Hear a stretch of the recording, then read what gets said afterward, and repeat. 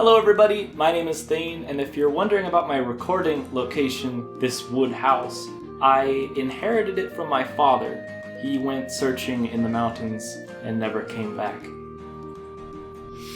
The world outside is modernizing rapidly, so to sort of catch up and not have my house get struck by lightning, I've decided to make a YouTube channel. I'm going to call it Thane Gaming, with my new series, Just a Mother YouTuber. With the new channel series, I'm going to be covering a trilogy of games, the third of which is based on Lucas's life. The other two Mother games might be fictitious, I wouldn't know, I've only ever actually talked to Ness in spin-off games, and I met Nintendo in spirit. But regardless, I'm a bit of an old soul myself, so I figured for my first video, I'd review a book that also inspired Mother 3, that being Agota Kristoff's The Notebook. But before that, and as a disclaimer, I'm not kidding. This book is very graphic. Firstly, it's a war drama set in Europe during World War II, so expect death, violence, and morbid cruelty. But also be prepared for strong, odd, sexual themes, and not to mention a persistent, unapologetically nihilistic tone throughout. So take that, Kappa, but seriously, a word of caution if you're irked by that sort of thing. Another sort of warning too, the book is incredible, so because I'm covering anything that reminded me of, or that could be a potential inspiration for Mother 3, there's spoilers for both the first novel, the only one I'm talking about for now, and Game Ahead. I won't be offended if the book starts sounding interesting and you click off my site to read it, just please come back after. With that in mind, let's actually begin now. Le Grand Cahier, known in English as The Notebook, not that one, is the first of a trilogy of novels by Hungarian writer Agota Kristoff. All the way back when the game was supposed to be released on N64, creator Shigesato Itoi revealed in an interview that, most notably, the names of the game's twin brothers are based on the twin narrators Lucas and Klaus. Me having finally read all three, The Notebook along with its two sequels, it's been made clear to me the connection goes beyond a simple name homage. In that same interview, Itoi mentioned the incredible presence of the novel, citing its focus on the bonds between twins, but most interestingly comparing the novel to an RPG. Today I'll be explaining exactly what that means by solely talking about The Notebook. It is the only one of the trilogy called out specifically by Itoi as inspiration, but in the follow-up video I will be discussing how the rest of the anthology definitely draws parallels to the game as well. This all starts with The Notebook, which is structured, well, like a notebook. Segments of the story are broken up into diary entries, documenting precisely what happens from the twins' observation. As everything recorded in the journal must be concrete fact, the text is delivered dry and without feeling. Language like, "I love omelets," the book gives walnuts as an example, but I'm going with omelets, isn't allowed because love is not a reliable word. It lacks precision and objectivity. Like Mother 3 then, whose characters rarely emote, it's up to us as readers and players to interpret or fill in the blanks, so to speak, as to the character's emotional state throughout these stories. In both Mother 3 and The Notebook, loss of loved ones and family separation sets the stage. In The Notebook, Lucas and Klaus are made to live with their abusive grandmother in a bordering town to survive the war, as their mother can no longer support the two of them. Living conditions are vile. Everything in their new home is dirty, sticky, and grimy. The twins are left unbathed and barefoot with minimal clothing, as their grandmother sells off anything the mom sends them. The children develop calloused, scabbed skin covered in insect bites, and are beaten often by their grandmother or the townsfolk. In order to adapt to their now cruel situation, they vow to toughen themselves up via exercises of the body, punching and whipping one another with belts, burning themselves, and pouring alcohol over fresh cuts they inflict. They purposely refuse meals to conquer hunger, and unwantingly practice cruelty by killing, first starting with animals raised with intention of being eaten anyway, to then murdering creatures that didn't have to die, like frogs and butterflies. This training is probably what Itoi was referring to when he compared the book to an RPG. Along with the chapter segmentation, it's the children acclimating pain by hardening themselves, sort of like leveling up. One exercise in particular, the exercise of the mind, reminded me immensely of a major theme in Mother 3. It involves the twins repeating words and phrases their mom lovingly used to tell them, until their meaning and sentiment is gone. Statements like, "my loves, my joy, my adorable little babies," makes the twins tear up to remember, but nobody says these things to them anymore, and the memory has become too heavy a burden to bear. If you remember the final fight of Mother 3, it is exactly that longing for a mother's love that wakes up a resisting Klaus from his brainwashing as the masked man. While on the topic, in both the game and novel, the twins' mother dies gruesomely in front of them. In Mother 3, the boy's mother's death occurs when a once friendly creature turned aggressive pierces her heart, while in the Notebook, a bombshell explosion kills their mother and newborn sister, still pressed to her breast. In both scenarios, the twins are left in a situation where they could blame themselves for their mom's dying. In Mother 3, Hinawa risked her life protecting her sons, and as a result, Klaus feels personally responsible in avenging her, because he felt he was powerless in stopping the Drago.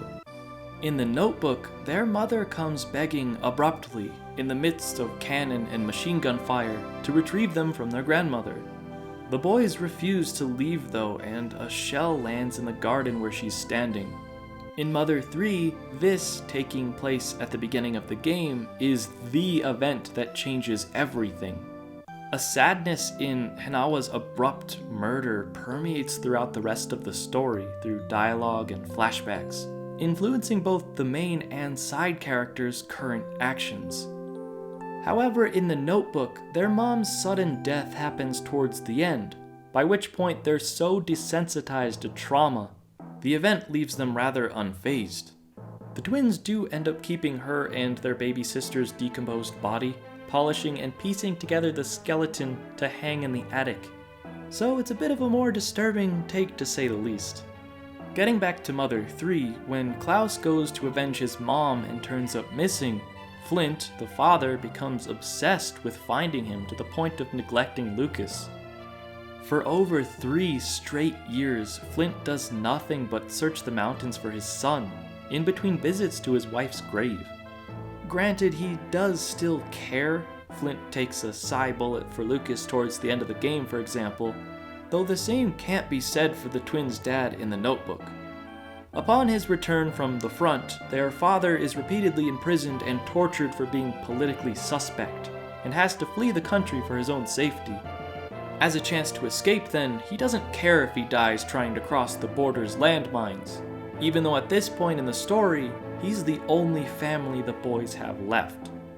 Having an absent father figure is a theme present in every game of the Mother series, but Mother 3's Flint, while arguably some degree of insane after his wife's death, similarly chooses to leave Lucas behind.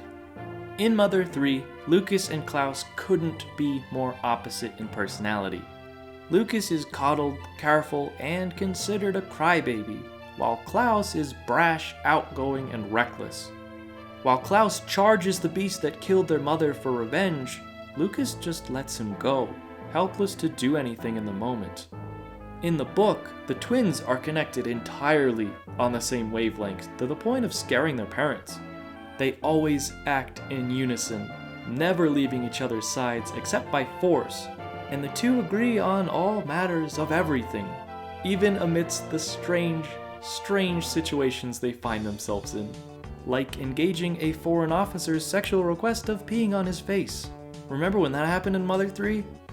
The book sequels reveal a strong reason for their acting as one, which I'll explain in the next video, but just know now that their personality is indistinguishable. Straight-laced and scientific, the twins intently study the world around them, like memorizing Bible verses and learning how to musically perform at bars for money. With how stoic and analytical the twins are, they react little to surprising situations, helping others selflessly, though not because they're trying to be nice, and accepting all types of people. Itoi himself has gone on record stating that a fundamental theme of Mother 3 is similarly welcoming those that may be dismissed otherwise. Duster, for example, is a strong, invaluable party member that was included in the game because Itoi wanted to portray a character with bad breath, a disabled leg, and living as a thief. Duster then has become a symbol of not rejecting these people. This idea is seen in all aspects of the first book in the trilogy. Hairlip, for example, is a tragic girl described as cross-eyed, with blackened teeth and pimples covering her body. Her mom is immobile, reportedly blind and deaf, so Hairlip has to care for herself by swiping food from town. And even when she steals from the boys' farm, they don't tell her off or scoff at her appearance, recognizing instead a person looking out for her family, befriending the girl because of her good intentions. You could draw some similarities between Hairlip and Kumatora, namely their loner attitude and being a little older than the boys. But the comparisons should stop there, because in an early chapter of the book, something happens between Hairlip and the boy's dog. I'll just leave it at that, but please know that Bony is innocent. Moving on, it's never specified where exactly in Hungary the Notebook takes place. Towns are referred to by their size or by the first letter of their names. But the final major parallel in both stories is the communal effect of military occupation. Big changes are enforced under ruling of the opposition, in a similar vein to the Pigmasks' reform of Tazmily Village. In the Notebook, it is forbidden to criticize or make jokes about their so-called liberators and new government. On the strength of a mere denunciation, anyone at all can be thrown into prison without trial, without sentence. Tazmily, as well, in the span of several chapters, turns from a village without crime or need of regulation to being heavily officiated by a violent police force, threatening and punishing those not loyal to the new army. Upon enemy victory in the Notebook, these new foreigners ravage the village before occupying the country, and developing the town to their vision in the process. Flags of the victorious now fly over public buildings, while spoken language not in the liberator's tongue is banned from schools. Further division from the rest of the world is established too, with the country now isolated by barbed wire. Not to end on a grim note, but that's all I have for today. Please join me next time in discussing how the Notebook sequels, The Proof and The Third Lie, offer some honestly clear insight as to what Earthbound 64's supposed darker script could have looked like, and what it eventually came to be in Mother 3.